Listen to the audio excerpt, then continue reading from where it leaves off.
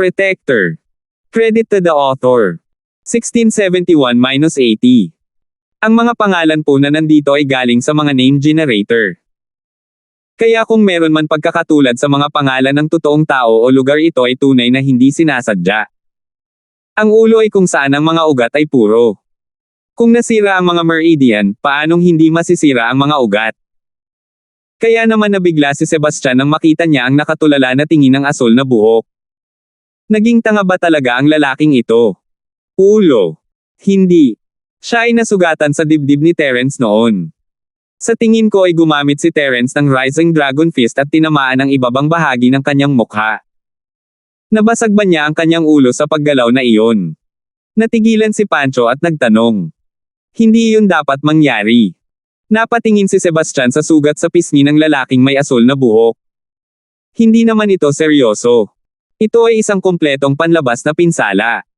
Kahit na ang kanyang mga buto ay hindi nasaktan. Ang suntok na ito ay masasabing walang kapangyarihang makapatay. Anong tumataas na kamao ng dragon? Hindi ito dulot ng pagkilos na ito. Matalas ang mga mata ni Sebastian, isa rin siyang Earth class, isang Earth class na dalubhasa sa medisina at alchemy. Sanay na siya sa parehong panloob at panlabas na pinsala, at ang suntok ni Terence ay tulad ng sinabi niya, wala itong pinsala. Si Terence ay naglalagay lamang ng isang palabas upang linlangin ang asul na balahibo. Silang dalawa ay parehong Earth class early phase, at mayroon silang chi na nagpoprotekta sa kanilang mga katawan. Ang isang normal na suntok o sipa ay hindi makakapagdulot ng malaking pinsala. Siya nga pala, Master, may sinabi si Terence tungkol sa hindi niya pagtakas sa parusang kamatayan, kaya hinawakan niya ang ulo ng asul na balahibo, at pagkatapos ay naging ganito siya.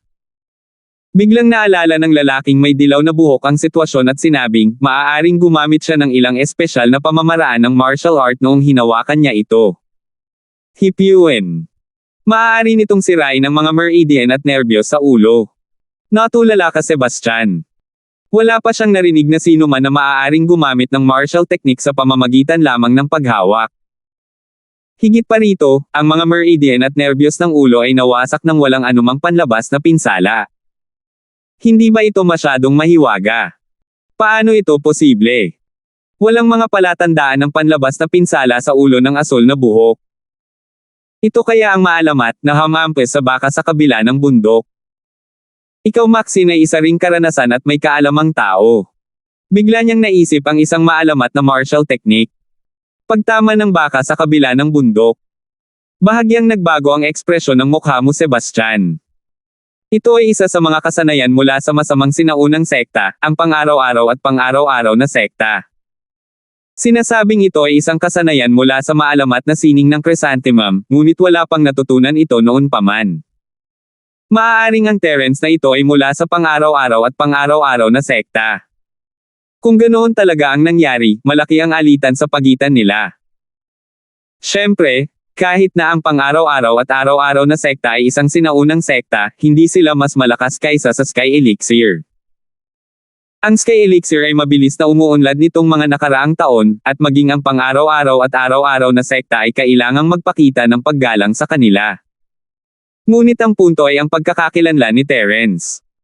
Kung alam niya ang isang kasanayan tulad ng pagtama ng baka mula sa kabilang bundok, siya ay dapat na isang alagad ng Chrysanthemum Arts. Matutulungan ka ba ng Sky Elixir sect na itago ang bahay kung lalabanan nila ang isang pangunahing disipulo ng gayong sekta? Kung ito ay isang normal na disipulo ng pang-araw-araw at pang-araw-araw na sekta, ayos lang, ngunit kung hinawakan nila ang kanilang pangunahing disipulo, ito ay katumbas ng digmaan sa pagitan ng dalawang malalaking sekta. Ang araw-araw at araw-araw na sekta, ang Chrysanthemum Arts. Tumango si Maxine at sinabi. Kung ganoon nga, hindi maliit ang background ni Terence. Sumimangot si Sebastian, ngunit biglang sinabi. May mali. Narinig ko na ang lalaki mula sa pang-araw-araw at pang-araw-araw na sekta na nagsasanay ng Chrysanthemum Arts ay sumali rin sa pagsubok, at napilayan. Itong Terence ay hindi maaaring mula sa pang-araw-araw at pang-araw-araw na sekta. Biglang naisip ni Sebastian ang pangyayaring umiikot sa mga nakatagong bahay. Inutusan sila ng Ice Palace na ilihim ito, ngunit ang mga nakatagong bahay ay halos hindi gaanong naranasan ito ng mga alagad. Hindi nila ito itatago sa mga ulo ng kanilang mga bahay, kaya't lumabas pa rin ang salita. Tama. Nabalitaan ko na siya ay napilayan ng isang buhong na magsasaka na may apelyidong Linford. Ang Terence na ito ay tiyak na hindi isang alagad ng pang-araw-araw at pang-araw-araw na sekta, agad na sabi ni Pancho. Anong uri ng pag-iral ang pang-araw-araw at araw-araw na sekta? Bakit sila magpapadala ng isang pangunahing disipulo? Wala silang kinalaman sa Hidden Duran family. Totoo iyon. Ang nakatagong pamilya ng Duran ay hindi kailanman nakipag-ugnayan sa pang-araw-araw at pang-araw-araw na sekta. Siguradong hindi ang kanilang mga alagad ang dumating upang mag-alay ng kanilang pagbati. Maraming alam si Maxine, at napakalinaw din niya tungkol sa nakatagong network ng pamilya Duran. Kung gayon walang problema. Nakahinga ng maluwag si Sebastian. Hindi bale basta't huwag nating sakta ng mga alagad ng mga sinaunang sektang iyon. Tsaka tayo naman ang nagdusa sa pagkakataong ito. Hindi naman siguro big deal. At saka, malapit na ang mga emissaries ng langit na elixir, kasama nila tayong sinusuportahan, kahit ang sect master ay kailangang bigyan sila ng mukha. Kinaumagahan, natanggap ni Mrs. Duran ang $100 milyong sa kanyang bank card at pumunta sa opisina ng pagbebenta upang ibalik ang villa. Ayon sa kasunduan, kahit na ang pag-checkout ay magkakahalaga ng ilang mga bayarin sa pagproseso, mas madaling makakuha ng cash. Ang villa ay nasa pinakamagandang lokasyon sa real estate. Ginamit ng Hidden Duran family ang kanilang mga koneksyon para makuha ito. Hindi payag ang developer na ibenta ito, pero gusto ito ng Hidden Duran family, kaya wala silang choice kundi ibigay ito sa kanila. Kung hindi, gusto ng developer na manatili sa villa. Ang pag-checkout ni Mrs. Duran ay eksakto kung ano ang gusto ng may-ari, hindi man lang siya nagsalita at tinalikuran pa ang bayad sa paghawak. Kung tutuusin, natatakot din ang amo sa nakatagong kapangyarihan ng pamilya Duran. Paano siya maglakas loob na maningil ng handling fee para sa pag-checkout? Gayunpaman, hindi niya alam kung sino si Mrs. Duran. Nang mag-checkout siya, tinawagan niya ang panganay na kapatid na si Duran, na nagtatago sa pamilya Duran, at sinabi sa kanya ang tungkol dito. Halos lumuwa ang mata sa galit ng panganay na kapatid na si Duran nang marinig niyang umalis si Nanay Duran upang mag-check-out sa madaling araw. Gayunpaman, pinananatili niya ang kanyang kalmado at sinabing, naiintindihan ko. Pagkatapos ay nagmamadali siyang magulat kay Elder Duran. Bagamat hindi siya masaya, hindi siya nang ahas na pigilan si Nanay Duran na mag-check-out. Maaari lamang niyang hanapin si Elder Duran para pag-usapan ang isang plano. Para naman kay Elder Duran, bagamat nakataas ang kanyang kilay, mahinahon pa rin niyang iwinagayway ang kanyang kamay at sinabing, kalimutan mo na ito, hayaan mo na ito, hindi ito para sa iba, para ito sa ina ng sect master. Maaaring hindi niya ito magustuhan, ngunit sapat na ang nagawa natin, kung may mangyari man sa hinaharap, basta hindi ito makakasama sa interes ng sekta, tiyak na tutulong siya. Sa tingin ko iyon lang ang paraan. Walang magawa ang panganay na kapatid na si Duran, iniisip na ang ina ng sect master ay masyadong sakam. Ano pa ba? Hindi ba ngayon ang araw ng sulo-salo sa kaarawan? Nabalitaan kong nagpadala na rin ang Sky Elixir sect ng emissary para batiin ka. Bakit hindi ka pumunta at maghanda? Walang pakialam na tanong ni Elder Duran. Ang ika-8 kaarawan na ito ay ang pinakamaluwalhating kaarawan na naranasan niya, hindi lang ang sect master ang nandito, kundi pati ang Sky Elixir sect ay nagpadala ng messenger. 1672. Bagamat higit pa o mas kaunti ang panatilihin ang harapan ng Hidden House sa iyo, at dahil din sa Ice Palace na nagpadala sila ng isang emisaryo, ang pangunahing karakter ng piging na ito ay si Elder Duran pa rin, kaya napakasaya pa rin niya. Handa na. O tama, sinabi sa akin ni Maxine kahapon na gusto niyang pakasalan ko ang anak ko sa pamilya mong Pancho. Ano sa palagay mo? Buong gabi itong pinag-uusapan ni Maxine, gusto niyang pakasalan si Josephine kay Pancho. Noong una, ayaw kilalanin ng panganay na kapatid na si Duran si Josephine bilang kanyang anak. Kahit na ginawa niya iyon, hindi niya ito maibabalik sa pamilya Duran, higit sa lahat dahil sa mukha ni Maxine. Ngayong hindi na siya umasa sa Ice Palace, kailangan niyang umasa sa suporta ng House Yu para masigurado ang kanyang posisyon bilang pinuno ng Hidden House Duran. Gayunpaman, hindi niya inaasahan na ikaw Maxine ang magkukusa para hilingin sa kanya na kilalanin ang anak na ito bilang bahagi ng pamilya Duran at pakasalan siya sa pangalawang young master ng nakatagong Yu family, ikaw Pancho. Habang ang panganay na kapatid na si Duran ay namangha, lihim din niyang kinalkila ang deal na ito sa kanyang puso. Kung iisipin, ito ay medyo matipid. Isa lang akong murang anak, pero kinilala ko siya at direktang pinakasalan ang nakatagong pangalawang young master ng pamilya mo, ikaw si Pancho. Kahit na hindi siya isang young master na may kaugnayan sa dugo, hindi na ito masama. Ang anak ni Sebastian ay hindi maaaring pakasalan si Josephine na hindi alam ang pagkakakilanlan. Kaya naman, ang panganay na kapatid na si Duran ay nagmuni-muni lamang sandali at pumayag. Naisip niya na si Melba ay walang anumang pagtutol. Dapat ay napakasaya niyang hayaan ang kanyang anak na kilalanin ang kanyang mga ninuno at pamilya. At si Josephine, isang babaeng sibilyan na lumaki sa mga karaniwang tao, ay biglang nagpakasal sa pangalawang young master ng Hidden Right family. Katumbas ito ng isang pheasant na nagiging phoenix. Ito ay isang maswerteng bagay. Gayunpaman, hindi binibilang ang pangako ng panganay na kapatid na si Duran. Kailangang sumang-ayon muna si Old Master Duran.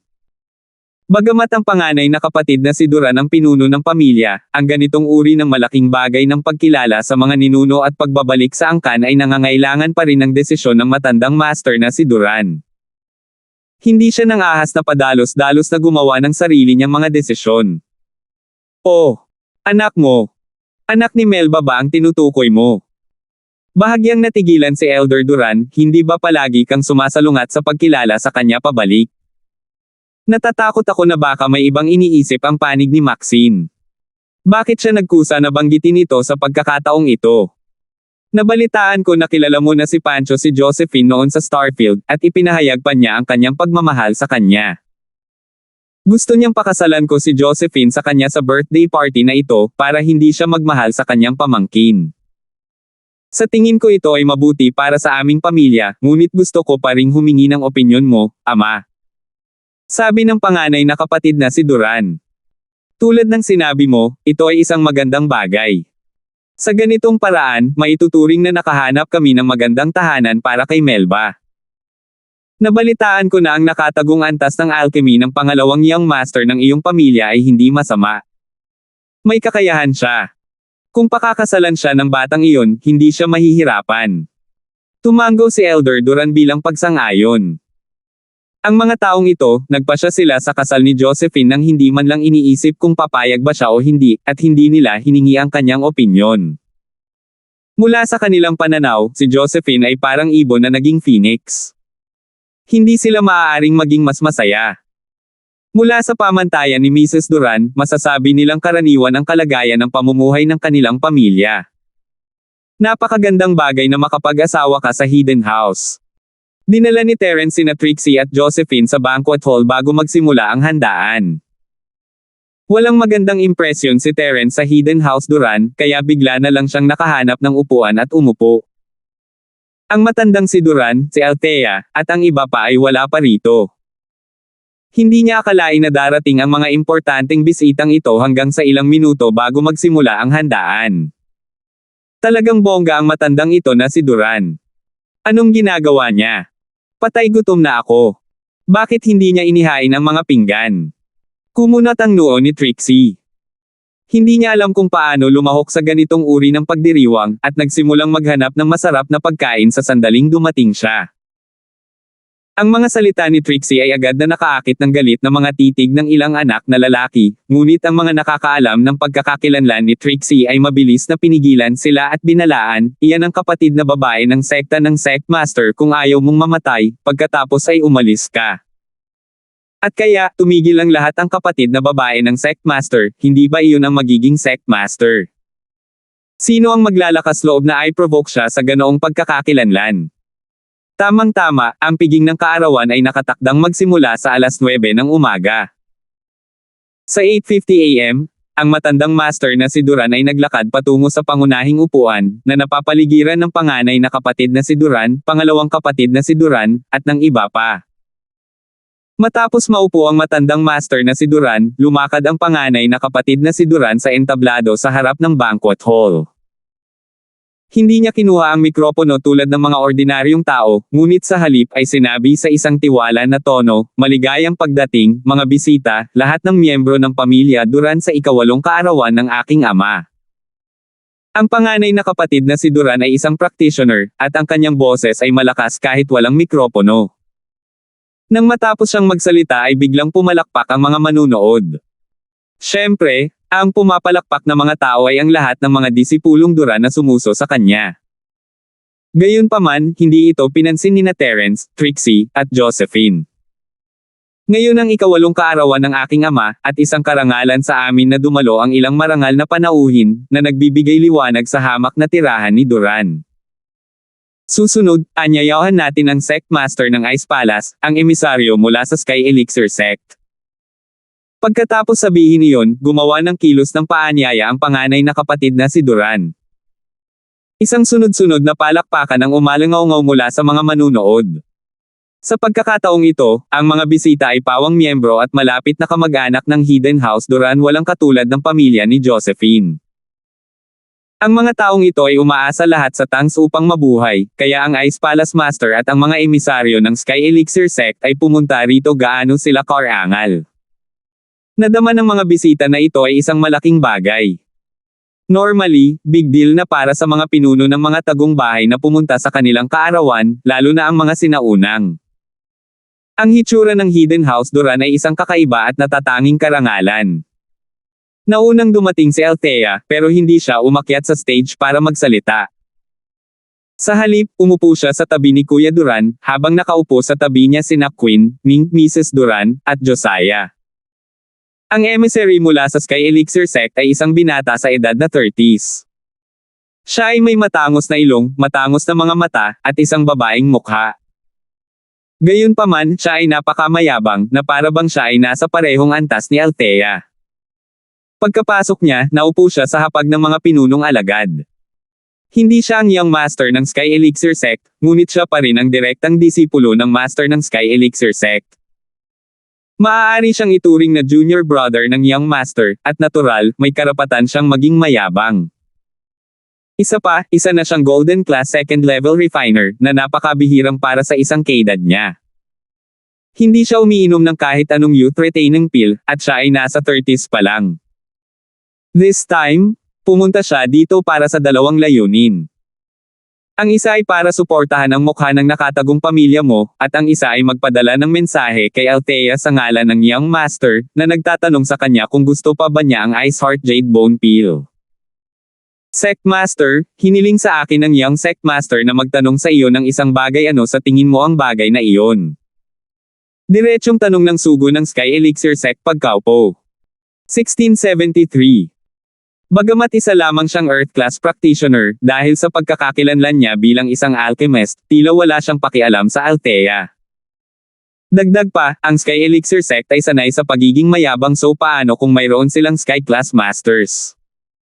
Kung gusto nila ng mga table tasks, kailangan lang nilang humingi ng tulong sa Sky Elixir Sect. Ano ba? Hindi ko maintindihan ang sinasabi mo. Bahagyang kumunat ang noo ni Althea at walang pakialam na sumagot.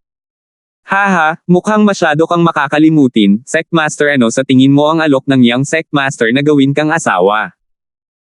Ang emissary ng Sky Elixir Sect ay tila walang pakialam, at direktang sinabi niya na kumbinsinan ng batang Sect Master ang ninuno. Sa pagpino mismo ng ninuno sa peel, ang rate ng tagumpay ng Icy Heart Jade Bone Peel ay tataas ng husto. Pagkatapos, makukuha ng Sect Master ang gusto mo. Young Madam. Isang may bahay, tama ba? Malamig na sumangot si Althea, tinitingnan ang emissary mula sa Sky Elixir Sect. Huwag mo nang isipin iyon. Kahit na ako ang pangalawang asawa, hindi ako pupunta sa Sky Elixir Sect. Sa ilang kadahilanan, biglang naalala ni Althea na gusto niyang maging maliit ni Terence. Kung ayaw mong bigyan ako ng mukha, pagkatapos ay kailangan kitang sagutin. Ngunit tungkol sa Ice Heart Jade Bone Peel, bibigyan kita ng isang payo. Kung wala tayo, ang Sky Elixir, mapapanaginipan ka lang. Medyo inis ang emissary ng Sky Elixir Sect. Bago sila umalis, sinabihan siya ng Young Master na gawin ang kanyang makakaya para magawa ang mga bagay-bagay, ngunit hindi niya inaasahan na sobrang tikom ang bibig ni Althea, na walang balak na bitawan. Wala siyang lugar para ipagpatuloy ang kanyang panghihikayat. Naghanda siya ng kalahating araw na walang kabuluhan, at bago pa man niya mailabas ang kanyang kapangyarihan, naharang na siya. Paanong hindi siya magagalit? Kaya naman, lalo pang kinasusuklaman ng Sky Elixir Emissary ang Sect Master na alala niya ang sinabi ng Young Master kung hindi niya ito bibigyan ng mukha, gagamitin niya ang pagkakataong ibagsak ang kanyang peg at ipaalam sa kanya na hindi na sila ang Sky Elixir na dati, na nasa parehong antas na sila ng Ice Palace at araw-araw na sekta. Kumunat ang noo ng Sect Master. Kung sino pa man ang maglalakas loob na magsalita sa kanya ng ganoon, kitilin na niya ang kanilang buhay, ngunit ang emissary mula sa Sky Elixir. Wala na talaga siyang magagawa. Ang Sky Elixir ay mabilis na umuunlad nitong mga nakaraang taon, at nakipag-alyansa sa maraming sinaunang bahay at sekta. Sila ay konektado sa pamamagitan ng kasal, at ang kanilang kapangyarihan ay hindi maaaring maliitin. Malakas din ang Ice Palace, ngunit hindi sila maaaring maging kaaway ng Sky Elixir ngayon. Kaya naman, iwinagayway ng Sect Master ang kanyang kamay, nagpadala ng daloy ng chi sa mukha ng emisaryo. Parang invisible na sampal, at agad na nag-init ang mukha ng emissary sa sakit. Ang Sect Master ay hindi maaaring patayin siya doon at pagkatapos, ngunit maaari pa rin niya itong parusahan. Siya ay isa lamang emissary mula sa Sky Elixir, hindi ang Young Master. Hindi na kailangang bigyan siya ng mukha ng Sect Master hanggat hindi niya ito papatayin, ang Sky Elixir ay kailangang magdusa sa katahimikan. Oo naman, ang emissary mula sa Alchemy School ay halos gamulong sa ilalim ng mesa noong araw na iyon. Hindi sinasadya ng Sect Master na patayin siya, ngunit ang puwersa ng isang Sky Class ay hindi isang bagay na kayang hawakan ng isang Earth Class. Namula ang mukha ng Langit Elixir habang tinatitigan niya ang Sect Master, ngunit wala siyang lakas ng loob na gumawa ng anuman. Hindi siya idiot, walang nakakita sa Sect Master na sinampal siya, at habang ang Sky Class ay bihasa, kailangan lang niyang magdusa sa katahimikan. Kung siya ay tumindig at nagsimula ng gulo sa Sect Master ngayon, alam ng publiko na siya ang nagsimula nito. Siya ay baldado kapag siya ay nabugbog, at walang paraan para makipagtalo siya doon. Kaya, lihim lang niyang maiikot ang kanyang chi para mawala ang sakit sa kanyang mukha. Naglabas siya ng isang bote ng mga table tas mula sa kanyang bulsa at nilunok ang isa na maaaring mabawasan ang pamamaga at sakit. Kung may ibang makakita ng emissary ng Sky Elixir Sect na sinampal sa mukha, tiyak na matatawa sila sa sarili nila. Huminga ng malalim ang emissary mula sa Sky Elixir Sect. Althea, magaling ka. Maghintay ka lang, hindi kita bibitawan ng ganun kadali. Nagsimula ang piging ng kaarawan sa oras na ito. Matapos magsalita ng maraming pasasalamat si Elder Duran, inihayag niya ang pagsisimula ng piging at iniharap ng mga bisita ang kanilang mga regalo. Ito ay halos kapareho sa bahay ng kaarawan na piging ni Kang. Ang iba't ibang kamag-anak ng pamilya Duran ay nagpadala ng mga kinatawan at nagpadala ng mga regalo sa pagkakasunod-sunod. Ang mga regalo ay mula sa mga antigo hanggang sa kaligrafya at mga kwadro na gawa. Siyempre, ang pinakasikat ay mga espiritong damo at elixir.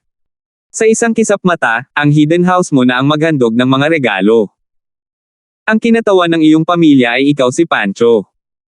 Natural na hindi makaakyat sa entablado ang taong kasama mo ang katayuan ni Sebastian para personal na ipresenta ang regalo, kaya ikaw ay Pancho ang gumawa nito sa ngalan niya. Uncle, I wish you well in behalf of the Hidden House of Young. This is the Hidden House of Young's list of gifts. 15 Spirit Gathering Pills, 3 Foundation Pills, 5 Nerve Opening Pills, 5 maliit na Chi Gathering Pills. Naglista si Pancho ng maraming pills. Siyempre, ang ilan sa mga tabletang ito ay ginawa sa tulong ng Sky Elixir Sect. Halimbawa, ang hidden house mo ay may mataas na rate ng pagkabigo sa pagpino ng Golden Class second level na pill tulad ng maliit na Chi Gathering Pill.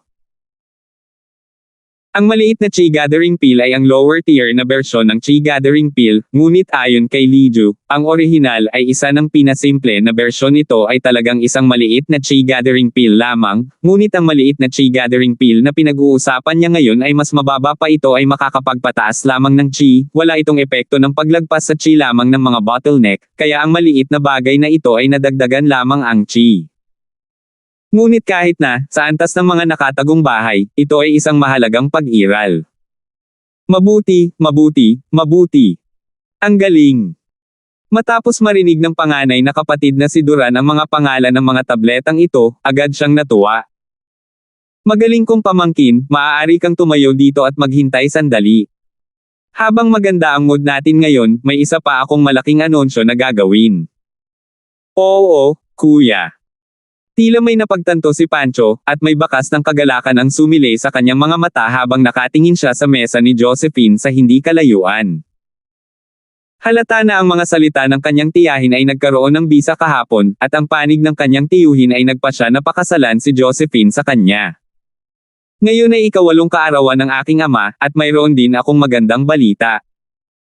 Ang aking matagal nang nawawalang anak na babae ay natagpuan na rin sa wakas. Siya ay anak ng aking pangatlong asawa, si Melba, na nawala ng ilang walang prinsipyong mga alipin. Napakaraming taon na ang lumipas, at namiss ko siya sa bawat sandali. Nagsisinungaling si Duran boss nang hindi namumula.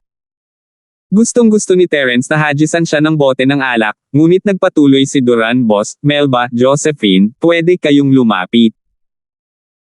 Kung gusto ninyo ang gawaing ito, maaari kayong pumunta para bumoto para sa rekomendasyon at 1674. Medyo nabigla si Melba. Malinaw na hindi niya alam ang tungkol sa kaayusan na ito ng maaga, kaya pagkatapos makinig sa mga salita ng panganay na kapatid na si Duran, hindi niya maiwasang lumingon kay Althea. Sumimangot din si Althea, sa pag-aakalang ang panganay na kapatid na ito na si Duran ay talagang magaling mag-show. Gayunpaman, sa oras na ito, wala siyang masabi. Mas mabuting ipaubaya na lang ito sa kanyang tiyahin, kaya sinabi niya, "Tita, ikaw ang magdesisyon. Kung gayon, mabuti pang umakyat na ako. Tutal, malaking araw na ng matanda. Hindi naman maganda kung hindi ako pumunta." Si Melba ay isang mabait na tao. Bagamat napagpasyahanan niyang iwan ang nakatagong pamilyang Duran, ayaw pa rin niyang mapahiya ang pamilya Duran sa gayong masayang araw. Nagpasya siyang sabihin ito mamaya. Walang sinabi si Althea. Desisyon ito ng kanyang tiyahin, at hindi siya maaaring makialam. Umakyat si Melba sa entablado, ngunit ayaw munang umakyat ni Josephine. Wala siyang magandang impresyon sa amang ito na iniwan siya noon. Sa kanyang puso, hindi pa niya kinilala si Boss Duran bilang kanyang ama. Kinilala niya si Melba bilang kanyang ina, ngunit si Josiah Duran lamang ang nakita ng kanyang ama bilang kanyang ama. Sa oras na ito, umakyat si Ming, at si Josephine ay nasa mahirap na posisyon. Paakyat na ang mama niya, kung hindi siya pupunta, hindi ba niya papakawalan ang nanay niya? Wala siyang pakialam sa mukha ng panganay na kapatid na si Duran, ngunit hindi niya mapabayaan ang kanyang biolohikal na ina, tama ba? Tumingin si Josephine kay Terence, problemado. Hindi niya alam kung dapat ba siyang umakyat o hindi. Terence. Ako. Si Josephine ay labis na kinabahan at hindi alam kung ano ang gagawin. Ayos lang, sasamahan kita. Ngumiti si Terence, ito ay isang magandang pagkakataon para sabihin sa kanya na wala kang kinalaman sa kanya. Ikaw at ang iyong ina, Tita Melba, ay babalik sa Starfield. Nagtatago sila sa bahay ni Duran. Hindi namin sila maabot. Ito. Sa tingin ko ay hindi magandang ideya. Natigilan si Josephine. Ang pagsasabi ng ganoon sa isang lugar na tulad nito ay kapareho ng paghampas sa mukha ng Hidden House Duran. Gayunpaman, walang sinabi si Terence. Tumayo na siya. Walang pagpipilian si Josephine kundi sundan si Terence sa entablado. Nakita ng karamihan si Terence na tumayo din at naglakad patungo sa entablado, at bigla silang nakaramdam ng kakaiba. Hindi nila alam kung saan siya nanggaling, at maging si Boss Duran ay sumimangot. Hindi niya kilala kung sino si Terence, at ito ang unang pagkakataon na nagpakita si Terence sa Hidden House Duran. Gayunpaman, hindi kayang pag-alitan ni Boss Duran si Terence sa harap ng lahat. Nakatingin lang siya kina Terence at Josephine na magkasamang naglalakad. Hindi niya pinansin si Terence at kumaway kay Josephine, "Josephine, anak ko, sa wakas makikita na rin kita. Na-miss kita. Buti na lang at may mga mata ang langit, at natagpuan kita." Ako. Nanlaki ang mga mata ni Josephine. Hindi niya akalain na ang kanyang ama ay maaaring magsinungaling sa kanyang mukha at sa gayon ay maayos. Hindi siya nakasagot. "Haha, anak, kaarawan ngayon ng lolo mo. Gayunpaman, mayroon pa akong mahalagang i-aanunsyo. The Hidden New Family's second young master, Pancho, ay isang talentadong lalaki at umabot na sa edad para magsimula ng pamilya at karera. Matagal na raw kayong magkakilala at may magandang relasyon. This time, I'll make the decision na ipakasal ka sa kanya." Sabi ng panganay na kapatid na si Duran.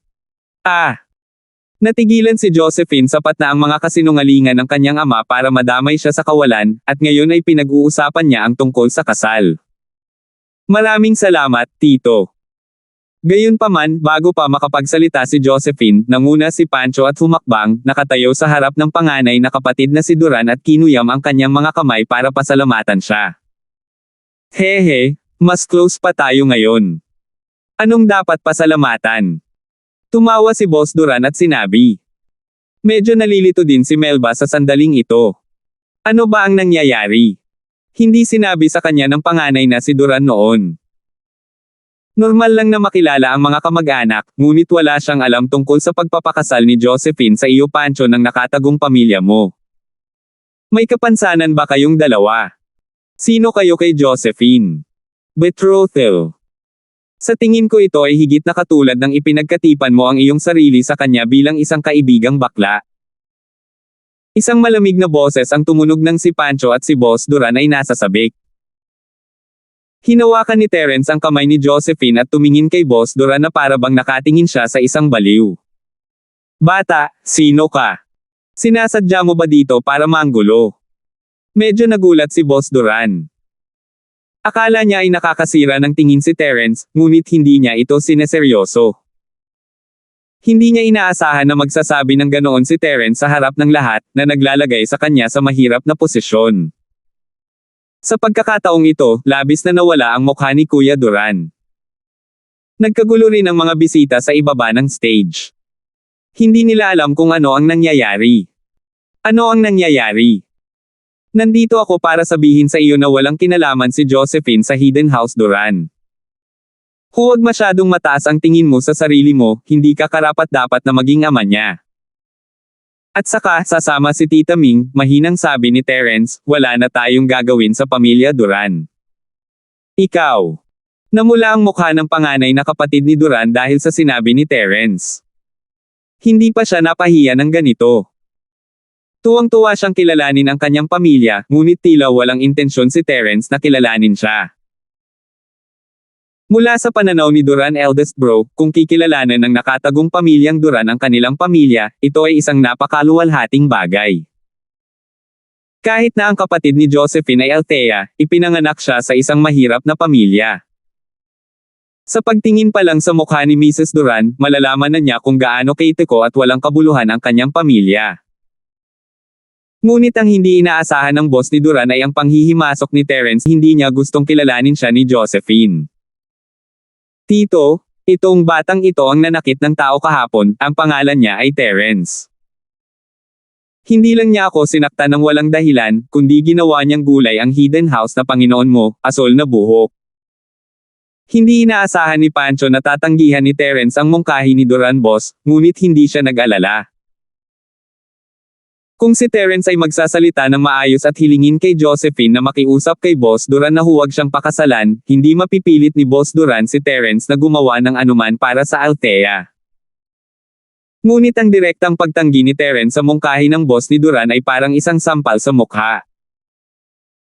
Kahit na si Josephine ay may kapatid na babae bilang sect master, siya ay anak pa rin ng panganay na kapatid na si Duran, paano niya ito hahayaan? Kung lulunukin nila ang insultong ito, ang mukha ng Hidden Duran family ay tuluyang mawawala sa hinaharap. Kaya naman, tuwang-tuwa ang right-coiled tiger. Anak, hahayaan kitang magpakitang gilas. Hindi ka ba magaling? Gusto kong makita kung ang braso ko ay kayang i-twist sa hita ko ngayon. Boyfriend ka lang ng kapatid ni Althea, hindi man lang bahagi ng Ice Palace. The Hidden House You, on the other hand, may suporta sa emissary ng Sky Elixir Sect. 1675. Masasabing pantay-pantay ang magkabilang panig, ngunit ang pangunahing problema ay kung aling panig ang sandala ng Hidden House Duran. Napilitan na ngayon si Boss Duran sa isang dead end, maaaring tinakot niya ang Ice Palace na makipagkompromiso kay Terence, o maaari lamang siyang umasa sa Hidden House na makuha mo ang suporta ng Heavenly Elixir Sect. Kaya siya ay isang manggugulo. Malamig na tumawa ang panganay na kapatid na si Duran, na nagkukunwaring hindi niya kilala kung sino si Terence. You're not welcome here. Kinakausap ko si Josephine tungkol sa negosyo ng Hidden House Duran. Please mind your own business and stay out of this.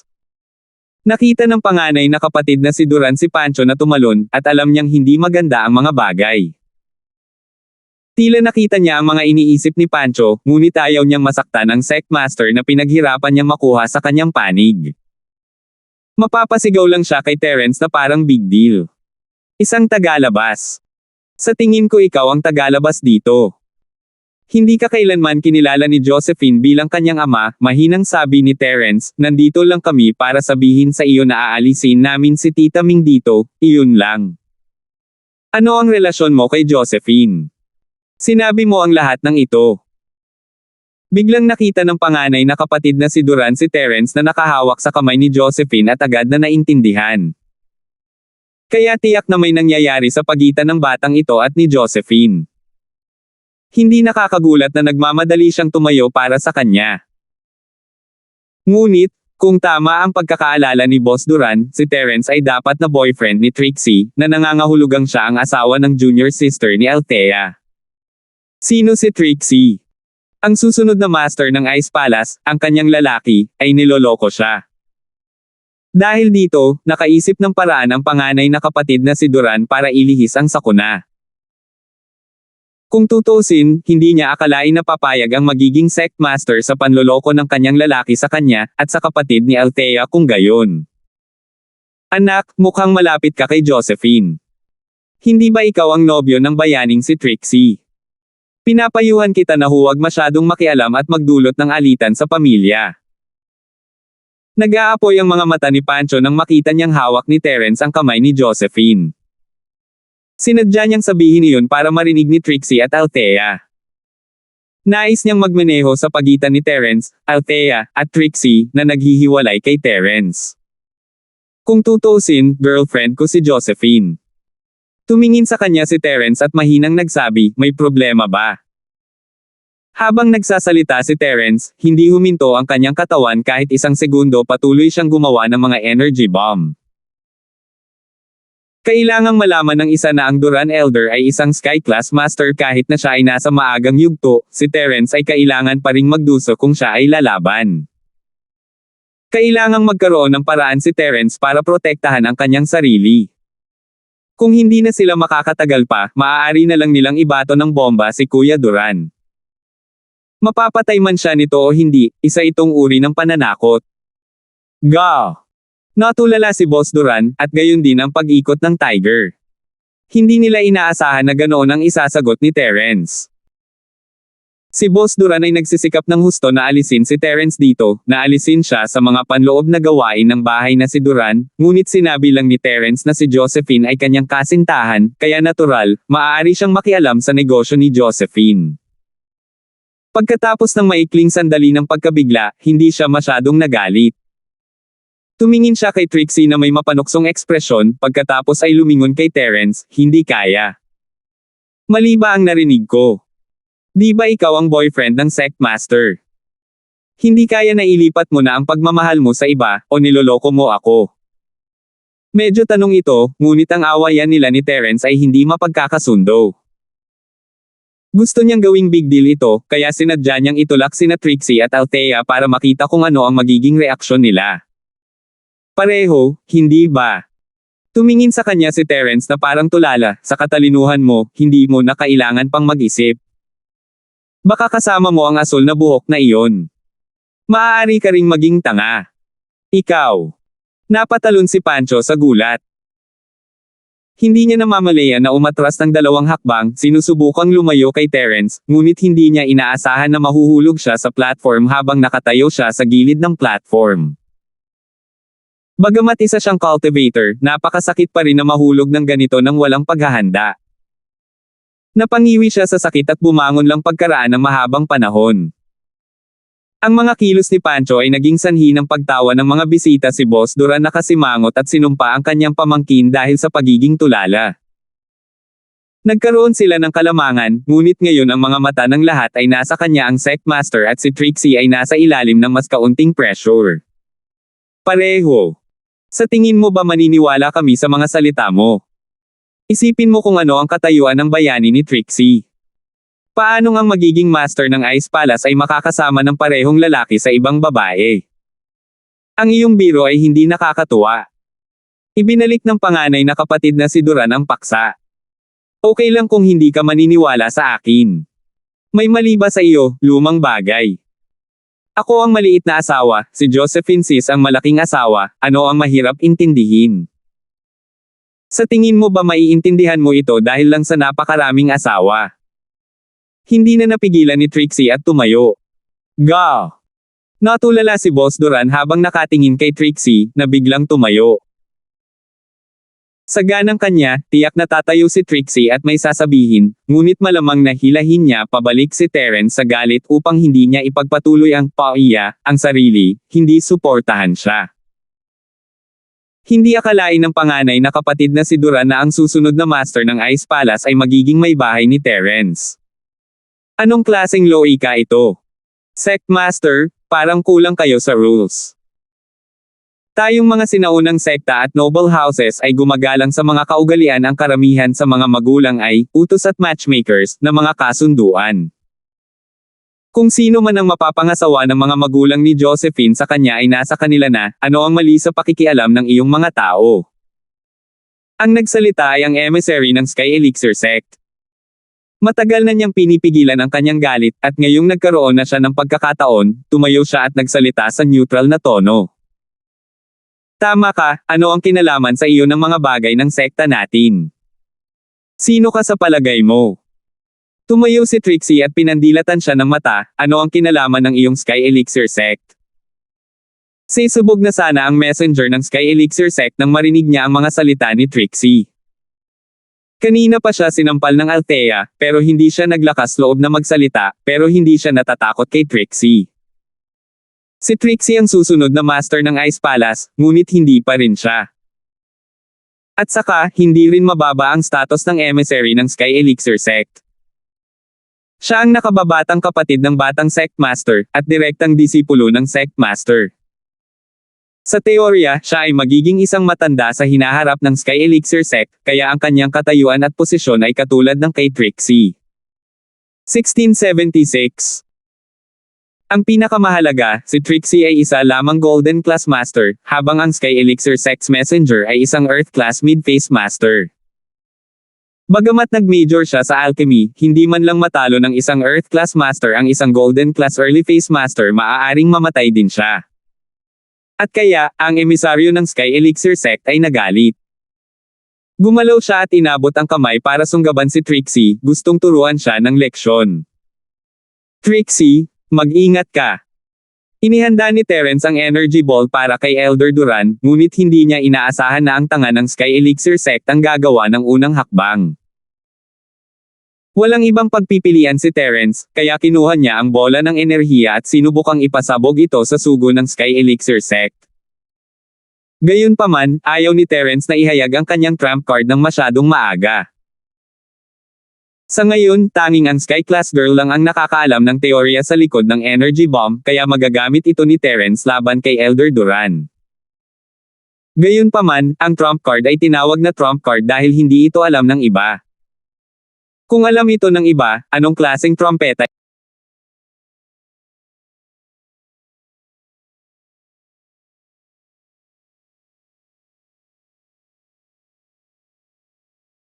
Anong klaseng trompeta ito?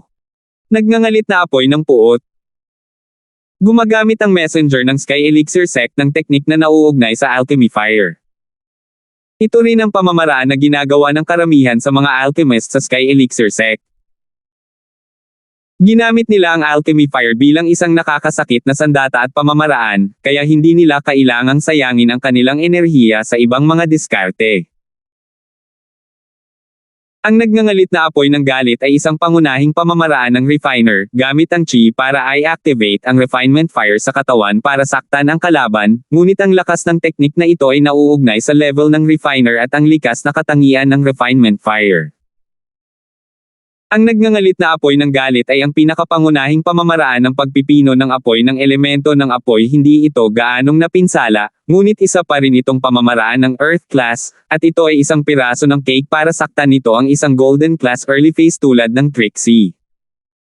Gayunpaman, bago pa magawa ni Terence ang anuman, gumawa ng kanyang hakbang ang Althea. Bilang Sky class, paano niya napanood ang isang Earth class na umaatake sa kanyang kapatid nang hindi namamalayan? Anong mali? Gusto mo bang lumipat? Casual na iwinagayway ni Althea ang kanyang kamay, at ang apoy na parang dragon ay agad na nagyelo sa mga ice cube at nahulog sa lupa, na nagkapira-piraso. Dahil ang apoy ay nagyelo sa isang iglap, ito ay natakpan ng yelo. Ito ay tulad ng isang ice lamp, nag-iiwan ng isang after image sa paningin ng mga tao bago ang apoy ay namatay. Nang makitang kumilos na ang Althea, alam ng emissary mula sa Sky Elixir sect na wala siyang mapapala, kaya nasabi na lang niya ng may pagkapuot, binabalaan ko lang siya na huwag makialam sa negosyo ng ibang tao. Pagkatapos, tumalon sa entablado ang messenger ng alchemy school na parang naghahanap ng gulo. Sinabi niya kay Boss Duran, ngayon, ang Sky Elixir sect ko ang magiging saksi ng kasal. Ang anak ni Kuya Duran na panganay ay ikakasal sa pamilya mong Pancho. Kung may hindi sumasang-ayon, ibig sabihin lalaban ka sa Sky Elixir sect. Ang layunin ng Sky Elixir sect dito ay suportahan ang Hidden House of the Right. Kung magpakita sila ng kahinaan ngayon, hindi lang mawawala ng mukha ang Sky Elixir sect, kundi ang Hidden House of the Right ay kailangan ding sumunod sa likod ng Sky Elixir sect at tulungan silang parang mga aso.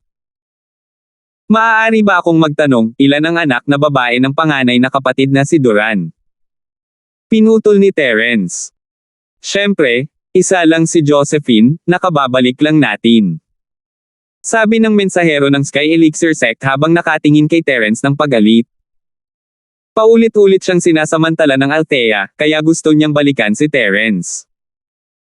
Anak, mabuti pang maging matalino ka at isipin mo kung sino ka boyfriend ka lang ng sect master ng Ice Palace. We Sky Elixir don't even care about them, more or less a relative like you. Alchemist ako, huwag mo na lang idamay ang sarili mo.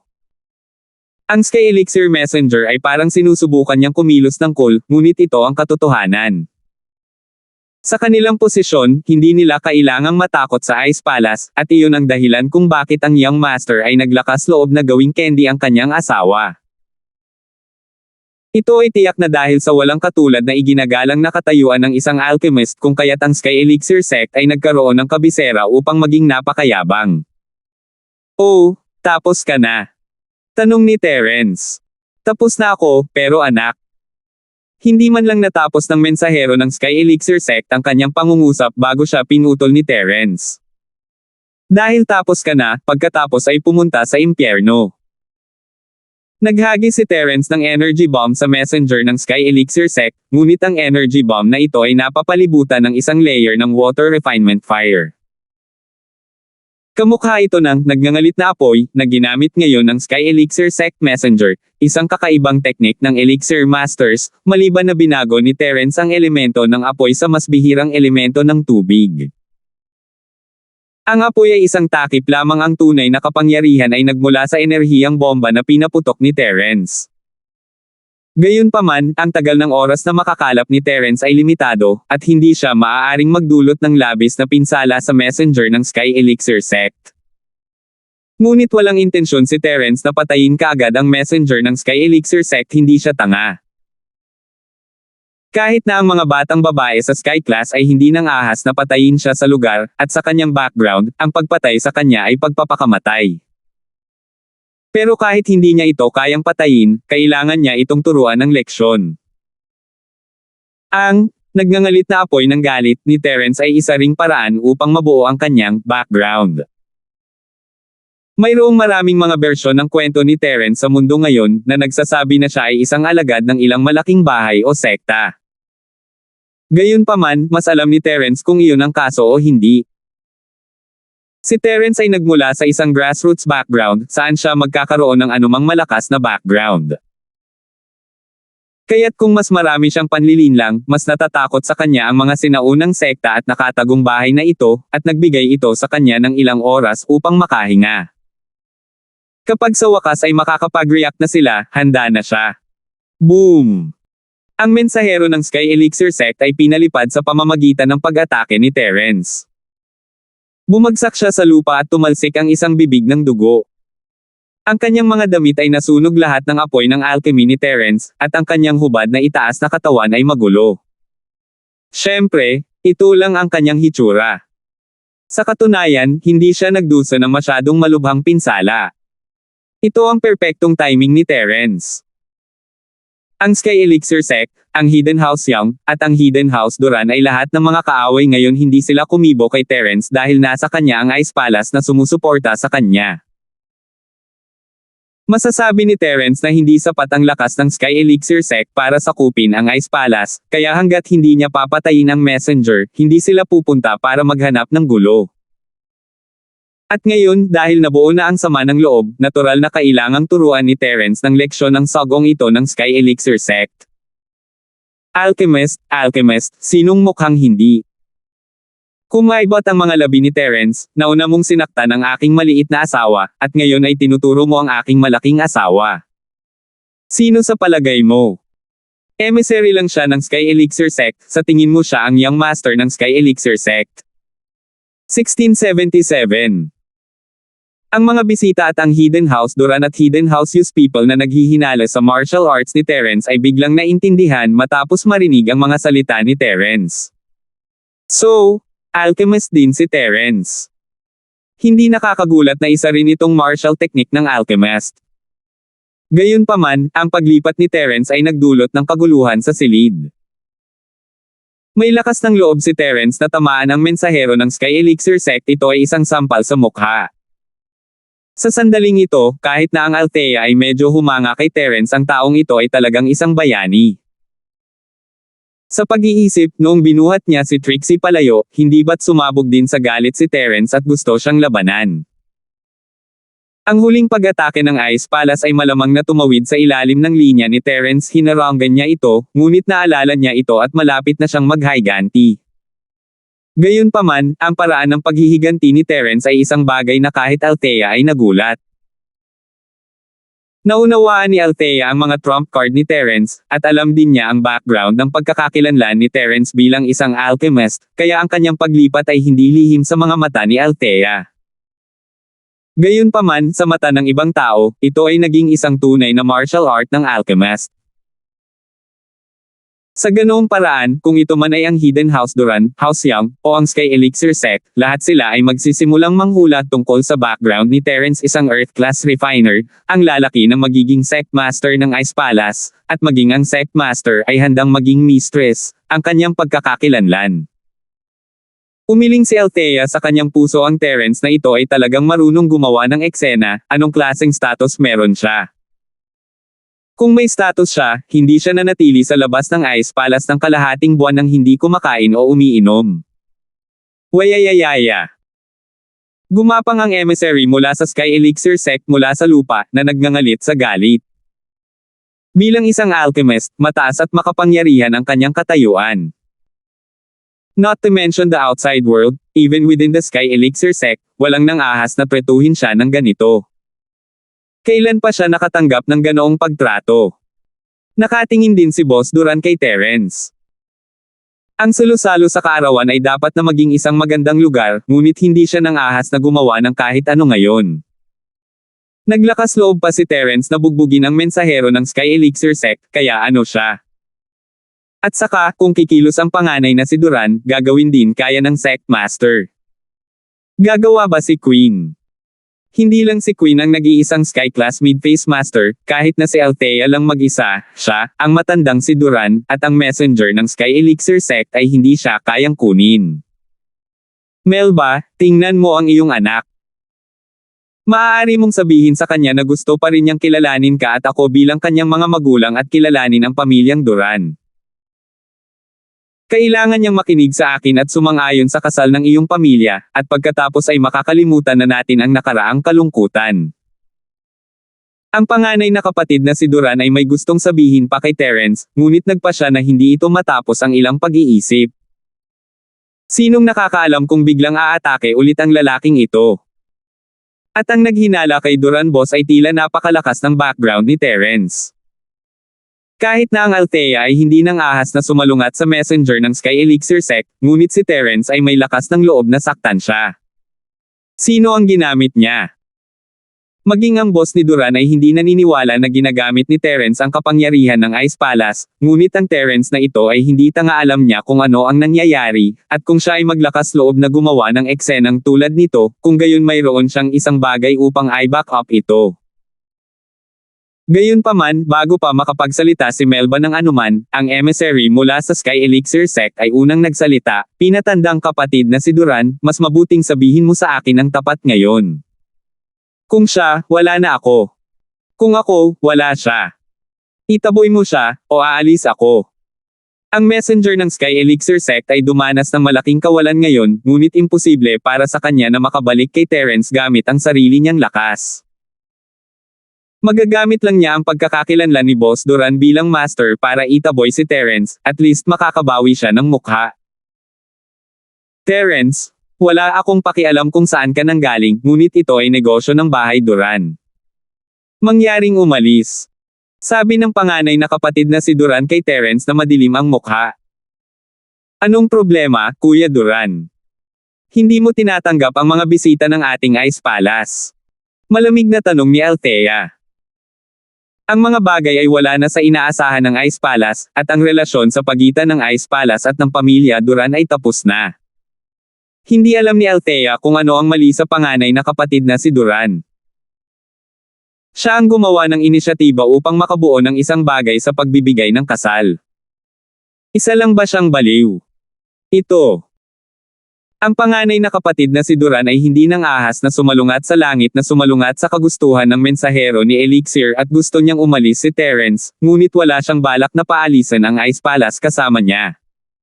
Si Kuya Duran, ang Sky Elixir Sect at ang Ice Palace ay hindi magkakasundo.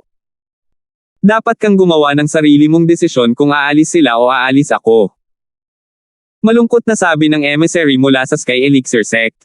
Ito. Josephine, tatanungin pa kita, kinikilala mo pa ba ang bahay na si Duran? Napuno ng kalungkutan ang puso ni Kuya Duran. Kung alam niya ito ng mas maaga, pumayag na siya sa kasal mo.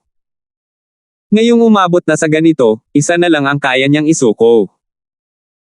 Matapos timbangin ang mga kalamangan at kahinaan sa kanyang puso, nagpa siya ang panganay na kapatid na si Duran na piliin ang Sky Elixir Sect at ang Hidden House mo. Pagkatapos ng lahat, ang Hidden House of the Right ay ang pamilya ng kanyang asawa, at ang Sky Elixir Sect ay ang tagapagtaguyod ng Hidden House. Kung pipiliin niya ang Ice Palace, hindi lang niya sasaktan ang Sky Elixir Sect, mawawala rin sa kanya ang Hidden House of the Right support. Ang kaunting suporta mula sa Ice Palace ay hindi na magiging mahalaga. Dagdag pa, ang Ice Palace ay walang magandang impresyon sa nakatagong Duran House, maaari nilang isuko ito. Kilalanin ng pamilyang Duran. Hindi man lang namin ito kinilala. Kung tungkol kay Tia Melba, natural na aalisin namin siya. Tumingin si Terence kay Duran boss at sinabi ang bawat salita. Mabuti, napakahusay. Josephine, Melba, sa sandaling lumabas ka sa bahay na ito, wala kang kinalaman sa Hidden House, at hindi mo na kailangang bumalik. Wala akong anak na katulad mo, at wala akong asawang katulad mo. Ingatan mo ang iyong sarili. Sabi ng panganay na kapatid na si Duran na nagpapanggap na nanghihinayang. Lagi mo naman iniisip, di ba? Ngayong nawalan ka na ng halaga, pwede ka nang mawala, di ba? Tumingin si Terence kay Boss Duran na nanunuya. Maaari tayong umalis, ngayon din, ngunit bibigyan kita ng isang piraso ng payo kung ibababa mo ang iyong ulo at humingi ng tawad kay Josephine para sa iyong ginawa noon, maaaring kilalanin ka pa rin niya bilang kanyang ama. Baka matulungan ka pa niya kapag may problema ka sa hinaharap. Gayunpaman, ako ay isang tao na maaaring mahikayat sa pamamagitan ng puwersang ito, ngunit hindi. May utang sa isa't isa sa hinaharap Big Bro Duran, magkikita pa tayo. Ha! Hihingi ba ako ng tawad sa kanya? Kapag may problema ako, hihingi ako sa kanya na tulungan ako. Joke! Hahaha! Nanaginip ka ba? Humagalpak ng tawa si Boss Duran. Ha! Ngumiti si Terence, maaari mo ring ituring ito bilang isang panaginip. Sige, yun lang ang masasabi ko. Elder Duran, binabati kita ng maligayang kaarawan. Sana ay maipagdiwang mo ulit ito sa susunod na taon. Kasabay nito, hinawakan ni Terence ang kamay ni Josephine at humakbang patungo sa pasukan ng bulwagan, walang sinumang nang ahas na pigilan sila. Ang panganay na kapatid na si Duran ay hindi nang ahas, at gayon din ang matandang master na si Duran kung sila ay kumilos ngayon, talagang lalaban sila sa Ice Palace. 1678. Sa ngayon, putulin na lang nila ang lahat ng ugnayan sa Ice Palace sa kanilang katayuan, natural na hindi nila hahabulin ang isang mababang antas na bahay tulad ng nakatagong Duran.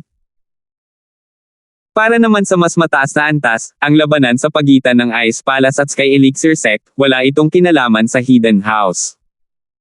Matagumpay na naitayo ni Terence ang kanyang aura at hiniram ito.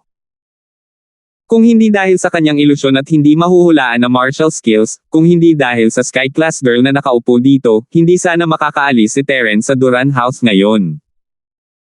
Pero ngayon, hindi lang siya umalis, natapakan pa niya si Boss Duran ng ilang beses.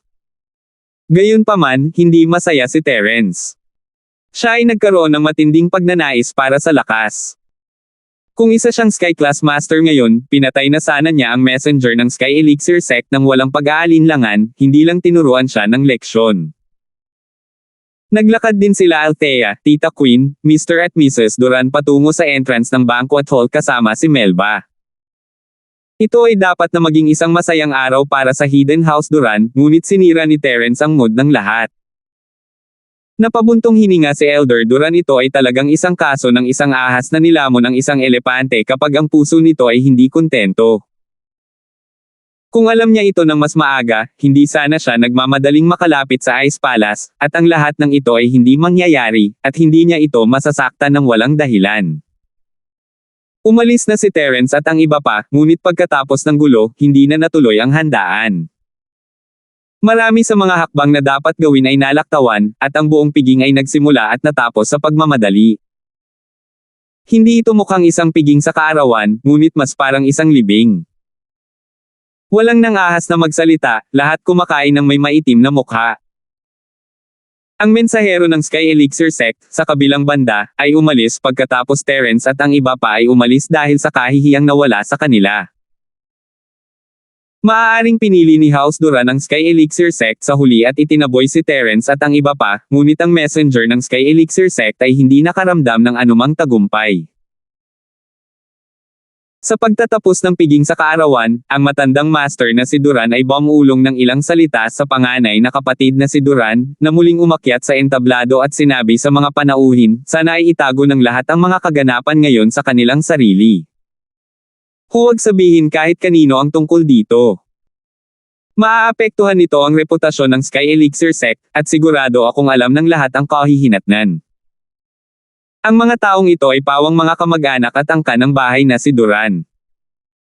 Umasa sila sa bahay na si Duran para sa kanilang kaligtasan, at dahil binigyan sila ng utos ng panganay na si Duran, natural na hindi sila magtsismisan tungkol dito. Bukod dito, dahil may kinalaman ito sa mukha ng Sky Elixir Sect, wala silang masabi tungkol dito. Walang magrereklamo tungkol sa kanilang mahabang buhay. Sa makatuwid, ang lahat ay tumango ng isa-isa matapos matanggap ang mga tagubilin ng panganay na kapatid na si Duran, na hindi nangangahas na magkaroon ng kahit kaunting pagdududa.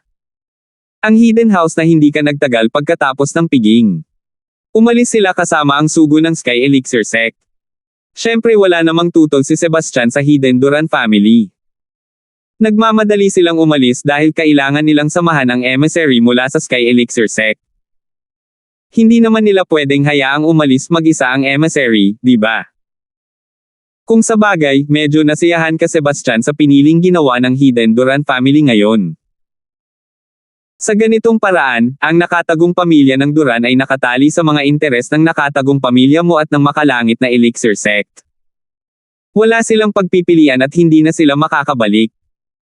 Isang mahabang hininga lamang ang pinakawalan ni Terence pagkatapos bumalik sa hotel.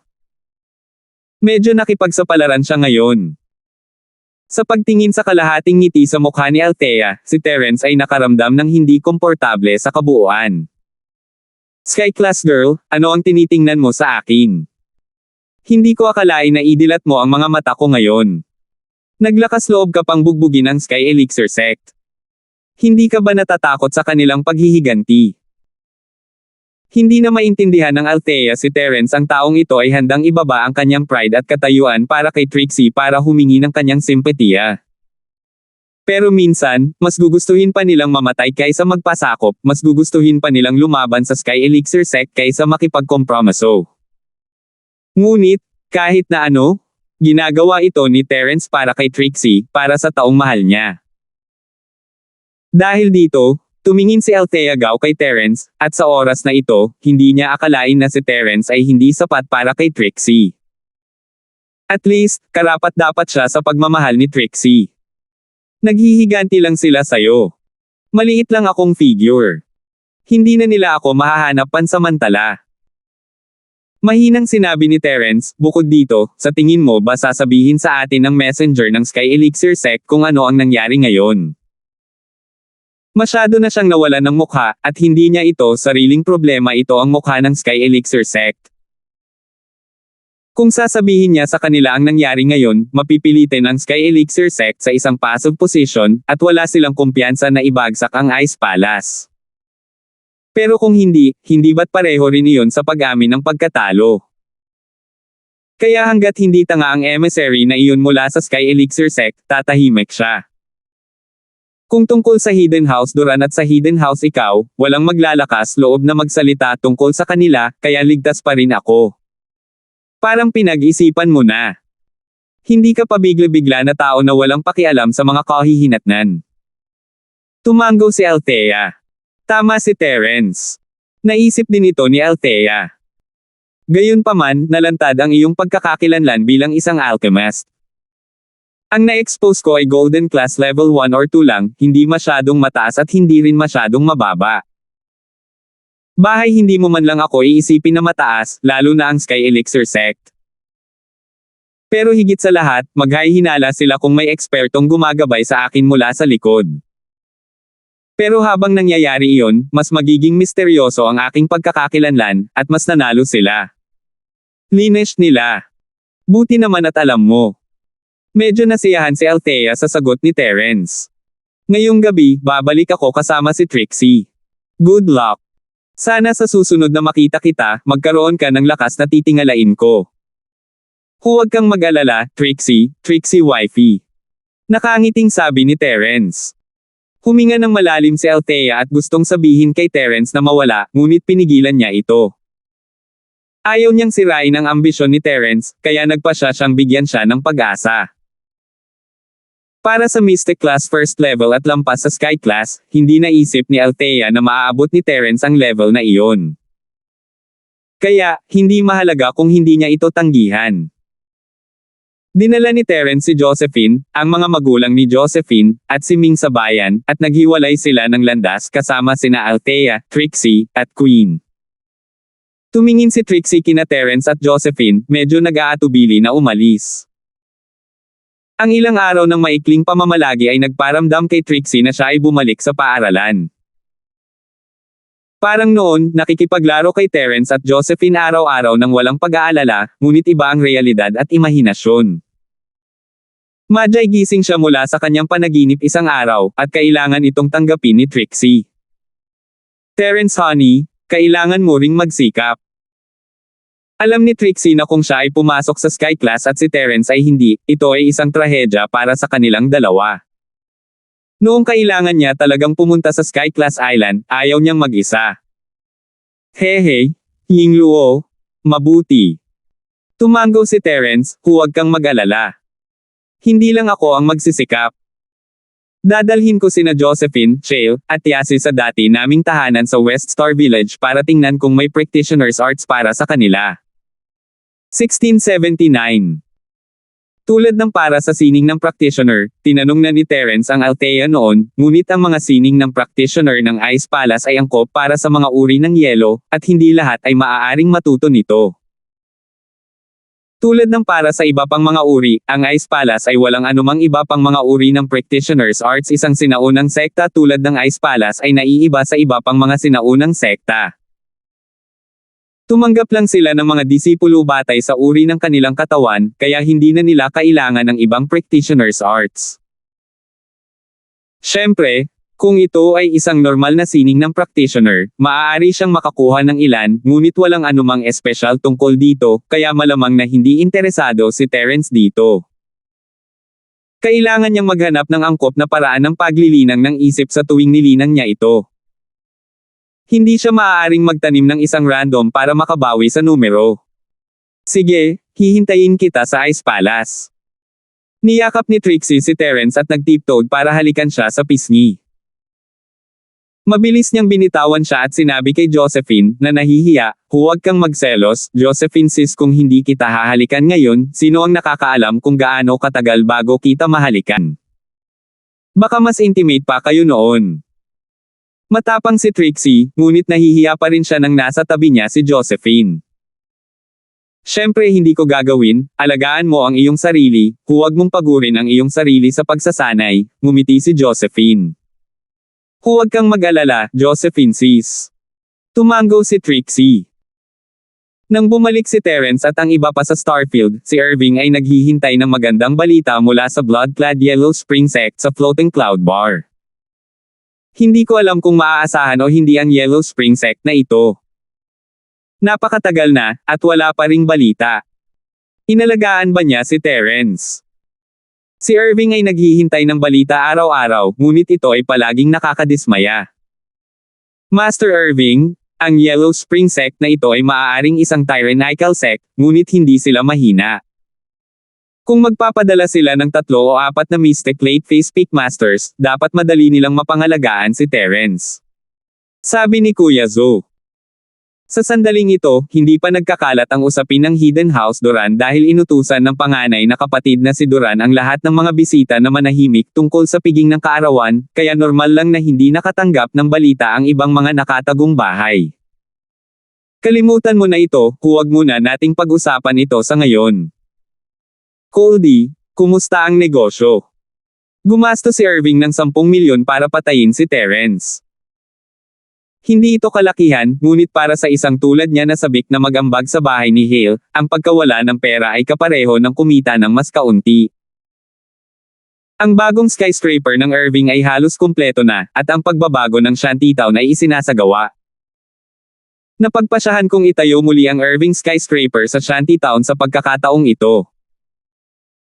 Pinaplano kong ibenta ang lupang nakuha ko para sa pera o muling itayo ito sa isang shopping mall, sabi ni Coldy. Oh, bakit mo itinayo ito sa barong-barong? Nagulat na tanong ni Irving. Ang lugar na iyon. Medyo hindi ka nais-nais na 2 beses na gumuho ang gusali, kaya napagpasyahan kong itayo ito sa lugar ng Shantytown. Magiging mas maginhawang gawin ito kasama ng muling pagtatayo ng Shantytown. Sabi ni Coldy. Oh, I see. Hindi big deal. Tumango si Irving, mas mabuting lumipat sa ibang lugar. Nalungkot ako sa lugar na iyon nang makita ko ito. Ipinaalala nito sa akin ang kahihiyan ng aking putol na binti at ang 2 gumuhong gusali. Ang paglipat sa ibang lugar ay isang magandang lugar para sa bagong simula. Okay, pero hindi pa kami nagkakasundo sa orphanage. Masama ang ugali ng matandang prinsipal at matigas ang ulo. Sinubukan ko siyang takutin minsan pero wala siyang nagawa. Pagkatapos noon, nagkagulo kami. Parehong nasugatan sina Sumaowang at Tito Zo, kaya hindi na namin sila ginulo. Master Bing, ano sa palagay mo? Sabi ni Coldy. Damn it! Napakayabang ni Terence para magtayo ng maliit, sirang bahay ampunan. Magdala ng ilang tao at takutin silang muli. Kung hindi pa rin sila makikinig, sunugin mo sila at tingnan kung kaya nilang lumayo. Si Irving ay isa na ngayong pangunahing miyembro ng bahay ni Hale, at ang kanyang tono ay natural na mas mayabang. Oo, Master Irving. Magdadala ako ng ilang tao para bigyan sila ng babala. Sabi ni Goldie. Habang tinatalakay nila ang pagpapaunlad ng real estate, isang man in black ang pumasok sa floating cloud bar. Siya ang kontak ng blood-clad Yellow Spring Sect. Hindi na siya pinigilan ni Janong at sinundan ang lalaki sa loob ng kwarto. Tumayo ang lalaki sa harap ni Irving at malamig na sinabi, "Irving, sinasadya mo kami, hindi ba?" Medyo natuwa si Irving nang makita niya ang man in black, sa pag-aakalang napatay na nila si Terence, ngunit ang sumunod na mga salita ng lalaki ay nalito sa kanya, "Ano ang ibig mong sabihin? Ano ang pinagsasabi mo? Ano ang ibig mong sabihin na niloko kita? Pinatay mo ba si Terence o hindi?" "Pumatay. Nagpadala kami ng 3 Mystic Late Phase Peak Masters, ngunit lahat sila ay naging mga bangkay. Sa tingin mo ba sila ay pinatay?" Ang kontak ng Yellow Spring Sect ay malamig na sumangot at sinabing, "Ayon sa aming mga tauhan, ang panig ni Terence ay hindi bababa sa Earth Class at higit pa, at sa tingin ko ay may higit pa sa 1 Earth Class paano pa kaya mamamatay kaming 3 na Mystic Late Phase Peak? Anong uri ng impormasyon ang ibinibigay mo?" Patay silang 3. Natigilan si Irving, "Seryoso ka ba? May mali ba? Si Terence ay isa lamang Golden Class Late Phase Peak kahit na hindi siya Nalason, magiging Mystic Late Phase Peak lang siya. Nagpadala ka ng 3 Mystic Class Late Phase Peak Masters tulad niya, at hindi mo pa rin siya mapatay. Kalokohan. Ngayon, patay na ang ating mga tao. Anong ibig mong sabihin, Hale?" Malamig na tanong ng man in black. "Sinabi ko sa iyo na huwag itago ang iyong lakas, ngunit naglakas loob ka pa ring itago ito. Sa tingin mo ba ay madaling i-bully ang Bloody Cloth Sect ng ating Netherworld? Ano ang tinago ko sa iyo?" Galit na galit si Irving, malinaw na ang Terence na iyon ay isang Mystic Late Phase Peak. Nakibahagi rin siya sa pagsusulit, at alam ng lahat kung anong lakas ang mayroon siya. Kung siya ay nasa itaas ng Earth Class, makakasali pa ba siya sa pagsusulit? So sinasabi mo na nasira si Terence sa kalsada? Tanong ng man in black. Hindi ko alam, pero hindi ako nagsisinungaling. Nagulat at galit na galit si Irving, hindi niya akalain na magagawa ni Terence na pumatay ng 3 Mystic Late Phase Peak Masters. Damn it, bakit napakalupit nitong si Terence? Sa kabutihang palad, hindi niya hiniling kay Elder Zone na gumawa ng anuman, kung hindi, siya ay napatay din. Gayunpaman, hindi maintindihan ni Irving kung paano mapapatay ni Terence ang 3 Mystic Late Phase Peak Masters. Kahit na ang isang Earth Class Master na tulad ni Terence ay hindi madaling gawin ito, hindi banggitin na siya ay Nalason. 1680. Wala akong pakialam kung nagsisinungaling ka o hindi, ang mga pagkalugi namin ay sa iyo ang sanhi. 3 Mystic Late Phase Peak Masters ang nawala ng ganoon na lang.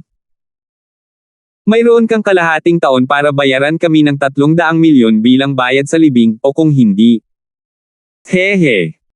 Hindi natapos ng lalaki ang kanyang pangungusap, ngunit halata na si Irving at ang iba pa ay ililibing kasama niya. 300 milyon.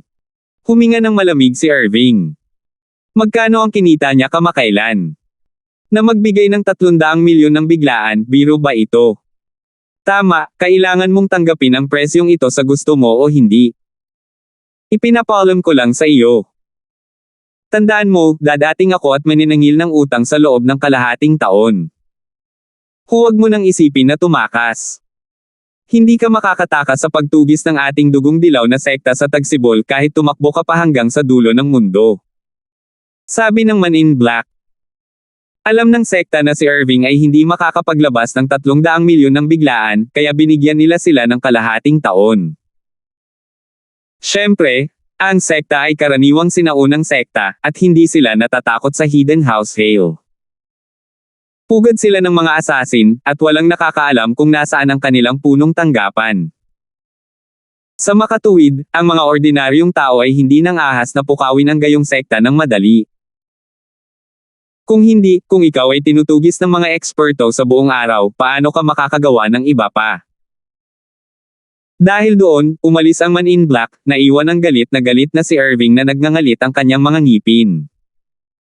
Moher asterisk capper, what the hell is this? Hindi ka kasing galing niya at pinatay, pero nanghihingi ka pa rin ng pera. Naasar si Irving kung gusto niya talagang patayin si Terence, maaari na lang siyang humingi ng 300 milyon, ibebenta niya ang lahat ng mayroon siya para makuha ang perang iyon, ngunit ngayon.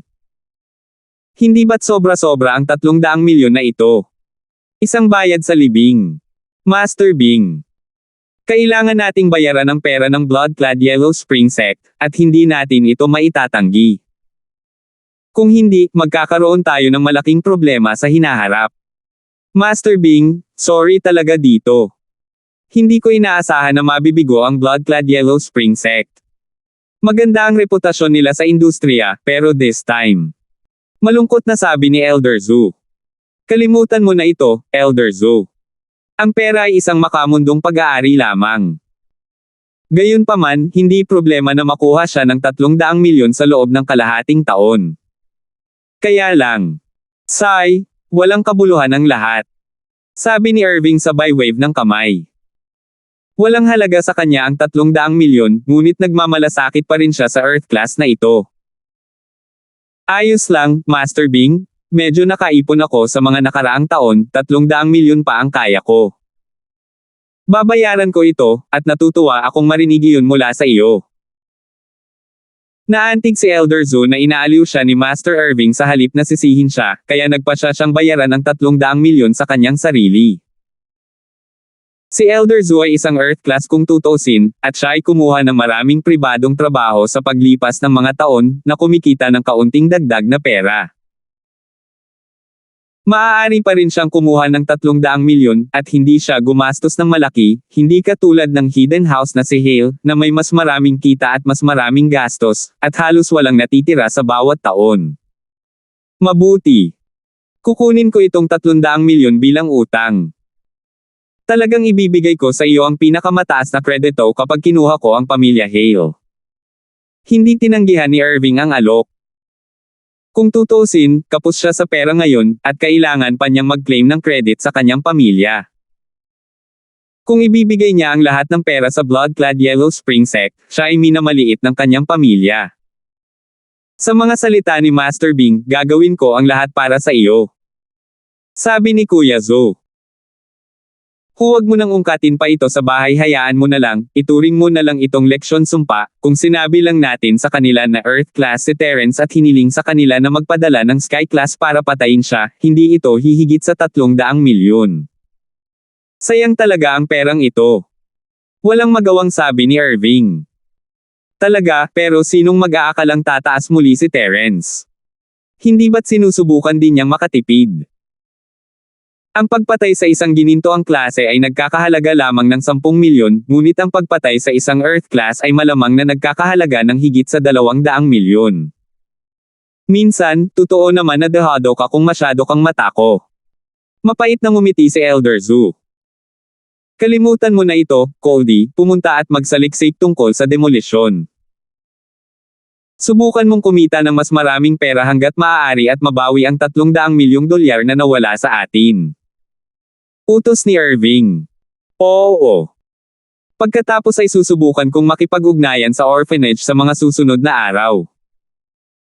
Kung hindi pa rin nila alam kung ano ang makakabuti para sa kanila, huwag mo kaming sisihin na hindi kami mabait. Sabi ni Cody. Sa bahay ampunan, ang Dean at Akira ay nag-aalala tungkol sa paglipat ng bahay ampunan, ngunit pagkatapos ng mahabang panahon, walang balita mula sa Irving Real Estate. Inakala ng dalawa na sumuko na ang kumpanya sa lupain, at nakahinga sila ng maluwag. Paggastos ng pera parang tubig. Mukhang kailangan kong maghanap ng gagawin pagkatapos ng ilang sandali. Hindi naman pwedeng umupo na lang ako at kumain, di ba? Sabi ni Akira sa Dean na may pag-aalalang mukha habang pinapanood ang ginto at pilak na kinuha niya sa libingan na mabilis na naubos. Hindi naman sa magkahawak kamay lang tayo. Akira, kung ibabalik mo sa pera ang lahat ng perang dinala mo at idineposito mo sa bangko, magiging sapat na ang taunang interes para mapanatiling tumatakbo ang orphanage. Hanggat hindi masyadong tumataas ang mga gastusin, hindi dapat magkaroon ng anumang problema. Huwag mo nang gawin ito, masyadong delikado. Sabi ng matandang prinsipal. Pagbalik mo galing sa tomb raid, natakot ako nung narinig kong sinabi mo. Narinig ko lang ito mula sa iba, ngunit natatakot ako na ito ay mas mapanganib. Oo, ngunit kung wala ako sa linyang ito ng trabaho, ano ang magagawa ko? Si Akira ay nananatili sa bahay, naghihintay ng trabaho, ngunit wala siyang nakitang magandang trabaho. Pahirap ng pahirap ang industriya ng pagnanakaw, lalo na pagkatapos ng kaso ng bank robbery. Ang mga patrol car ay nasa lahat ng dako sa mga lansangan, at si Akira ay hindi nang ahas na lumabas at gumawa ng mga krimen. Tungkol naman sa tomb raiding, hindi na siya nang ahas na gawin iyon, na pagtanto na lang niya kung gaano ito kadelikado pagkatapos ng huling pagpunta niya doon. Kung hindi dahil sa lalaking magnanakaw na nagpoprotekta sa kanya, matagal na siyang namatay. Lalaking magnanakaw. Namula si Akira sa pag-iisip tungkol sa kanya. Ito ang unang pagkakataon na nagka-crush siya sa isang lalaki, at lagi niya itong inaalagaan, hindi niya hinayaang masaktan. Ang imahe ng lalaking magnanakaw ay nakatatak na sa kanyang puso. Bagamat hindi niya alam kung ano ang hitsura nito, hindi niya alam kung gwapo ba ito o hindi, ngunit hindi ito mahalaga sa kanya. Ang nagustuhan niya ay ang lalaking nakamaskara na magnanakaw na laging humahadlang sa kanya. Akira, nag-alala ka sa orphanage sa loob ng maraming taon at nag-effort ka. Ngayon na wala ng pag-aalala ang orphanage, oras na para humanap ka ng mapapangasawa. Hindi ka naman pwedeng manatili sa orphanage habang buhay, di ba? Hindi ito isang lugar para sa isang batang babae na tulad mo na magtagal. Tiningnan ng dinang namumula na mukha ni Akira, paanong hindi niya mahulaan ang iniisip niya. Salamat po at sinamahan ninyo ako. Ingat lagi mga master.